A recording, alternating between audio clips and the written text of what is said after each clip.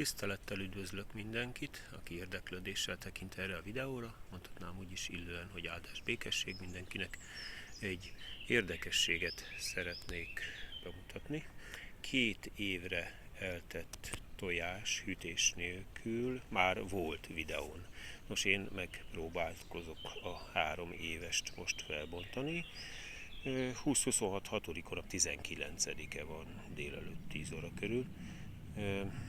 Itt az idő, amikor fel kell bontani. Tegnap volt 3 éves pont ez a 3 tojás.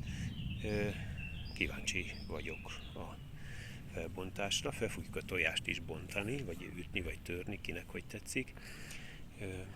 És hát ez 1 liter víz és 1 kanál oltott méz keveréke, ami tartósítja a szobahőmérsékleten, télen fűtés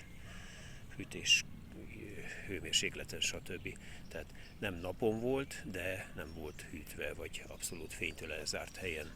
Nos, akkor felbontjuk ezt az üveget, és 3 tojás van benne, 3 éve. Próbálom itt egy kézzel kihalászni valamelyiket. Lehet, hogy jó nagyot durran és megzápult, ki tudja.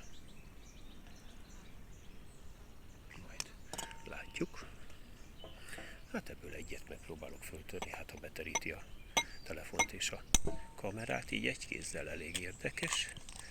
Hát nem sikerült szépen felbontanom.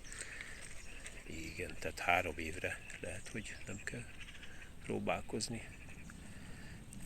2-t azt még elhiszem, lehet, hogy azért volt 2 év, hogy ott lesz a vége az eltarthatóságnak, illetve ami még megjegyzendő, hogy az tyúk tojás volt, ez futókacsa tojással lett volna ez a kísérlet. Hát ez nem áll el 3 évig. Köszönöm a figyelmet.